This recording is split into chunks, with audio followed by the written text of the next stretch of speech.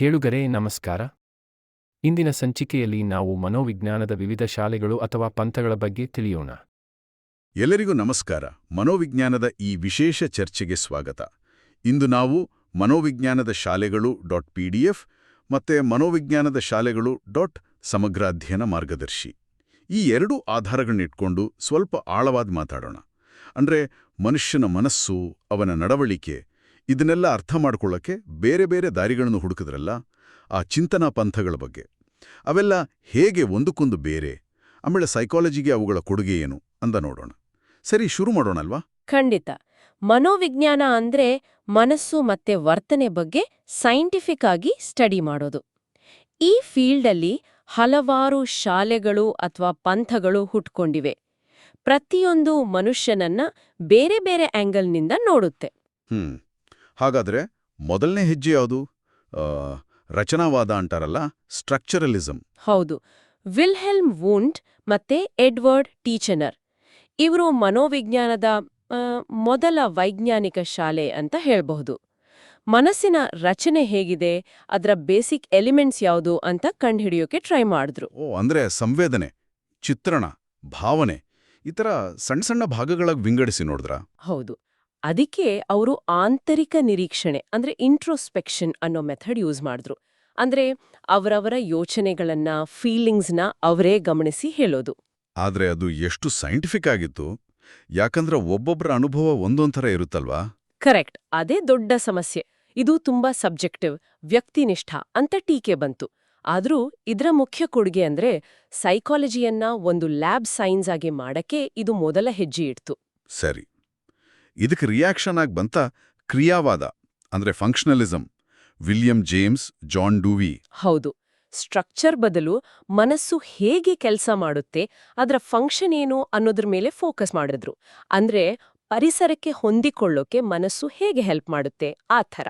ಡಾರ್ವಿನ್ನ ವಿಕಾಸವಾದದ ಪ್ರಭಾವ ಇತ್ತು ಇಲ್ಲಿ.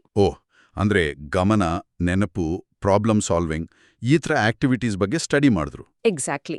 ಶಿಕ್ಷಣ, ಕಲಿಕೆ ಈ ಫೀಲ್ಡ್ಗಳಿಗೆ ಇದು ತುಂಬಾ ಹೆಲ್ಪ್ ಆಯ್ತು. ಆದ್ರೆ ಇದರ ಮೆಥಡ್ ಸ್ವಲ್ಪ ಡಿಸ್ಕ್ರಿಪ್ಟಿವ್ ಆಗಿತ್ತು, ಅಷ್ಟೊಂದು ಸೈಂಟಿಫಿಕ್ ರಿಗರ್ ಇರ್ಲಿಲ್ಲ ಅನ್ನೋ ಮಾತು ಕೂಡ ಇದೆ. ಆಮೇಲೆ ಬರೋದು ಬಹುಶಃ ಎಲ್ಲರಿಗೂ ಗೊತ್ತಿರೋ ಹೆಸರು, ಸಿಗ್ಮಂಡ್ ಫ್ರಾಯ್ಡ್, ಮನೋವಿಶ್ಲೇಷಣಾವಾದ. ನಿಜ. ಫ್ರಾಯ್ಡ್ ನಮ್ಮ ಗಮನವನ್ನ ಪೂರ್ತಿ ಬೇರೆ ಕಡೆ ಸೆಳೆದ್ರು. ಅಚೇತನ ಮನಸ್ಸು ಅಂದ್ರೆ ಅನ್ಕಾನ್ಷಿಯಸ್ ಮೈಂಡ್, ನಮ್ಗೆ ಗೊತ್ತಿಲ್ಲದ ಹಾಗೆ ನಮ್ಮ ವರ್ತನೆ ಮೇಲೆ ಪ್ರಭಾವ ಬೀರೋ ಆಸೆಗಳು, ಬಾಲ್ಯದ ನೆನಪುಗಳು, ಆಂತರಿಕ ಸಂಘರ್ಷಗಳು ಇದರ ಬಗ್ಗೆ ಮಾತಾಡಿದ್ರು. ಅವರು ಮನಸ್ಸನ್ನ ಇಡ್, ಈಗೋ, ಸೂಪರ್ ಈಗೋ ಅಂತ 3 ಭಾಗ ಮಾಡಿದ್ರಲ್ವಾ? ಹೌದು. ಇಡ್ ಅಂದ್ರೆ ಮೂಲ ಬಯಕೆಗಳು, ಈಗೋ ಅಂದ್ರೆ ರಿಯಾಲಿಟಿ, ಸೂಪರ್ ಈಗೋ ಅಂದ್ರೆ ನಮ್ಮ ಮೊರಾಲಿಟಿ. ಇವುಗಳ ನಡುವಿನ ಫೈಟ್ ನಮ್ಮ ವ್ಯಕ್ತಿತ್ವ ರೂಪಿಸುತ್ತೆ ಅಂದ್ರು.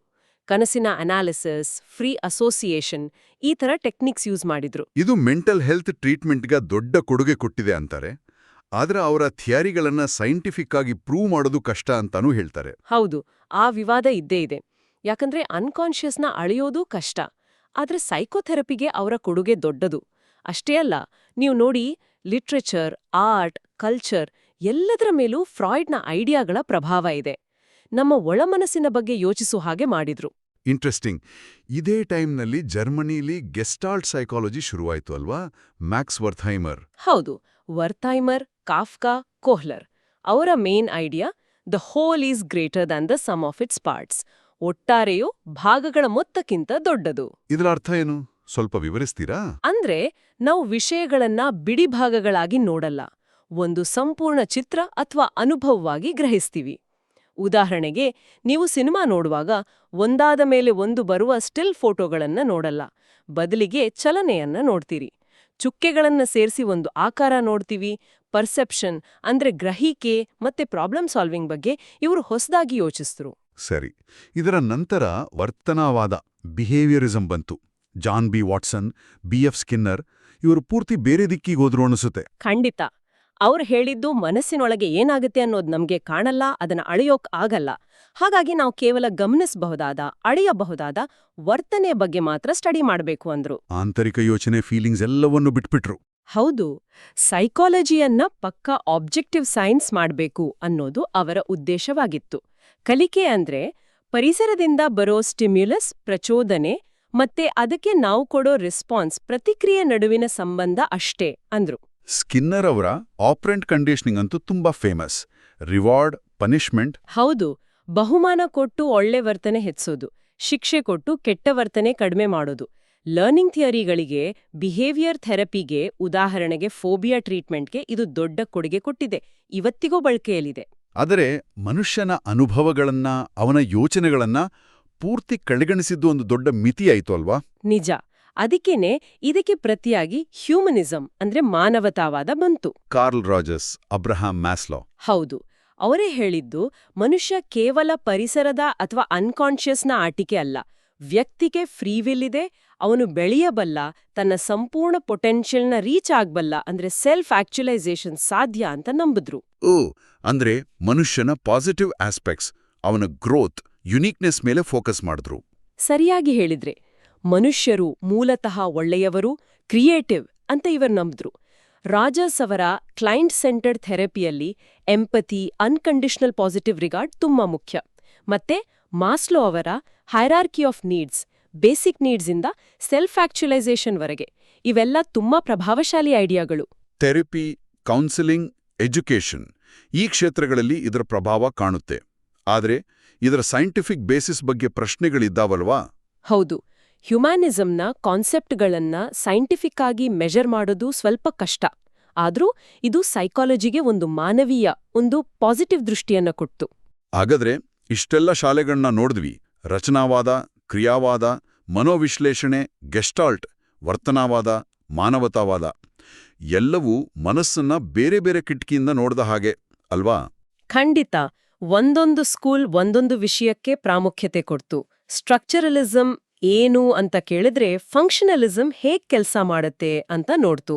ಸೈಕೋ ಅನಾಲಿಸಿಸ್ ಯಾಕೆ ಅಂತ ಅನ್ಕಾನ್ಷಿಯಸ್ನ ಹುಡುಕಿದ್ರೆ ಗೆಸ್ಟಾಲ್ಟ್ ಒಟ್ಟಾಗಿ ಹೇಗೆ ಗ್ರಹಿಸ್ತೀವಿ ಅಂತ ವಿವರಿಸ್ತು.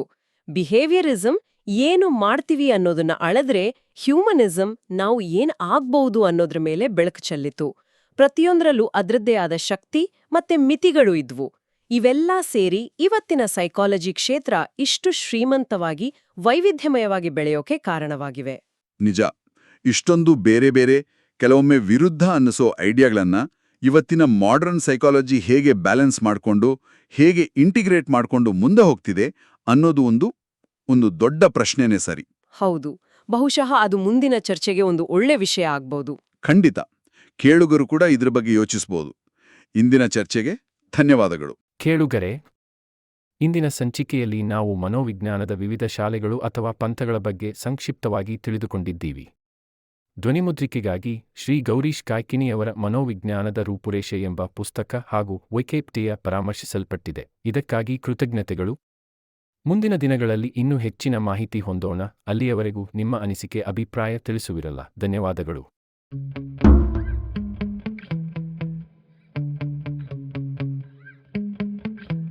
Yeah.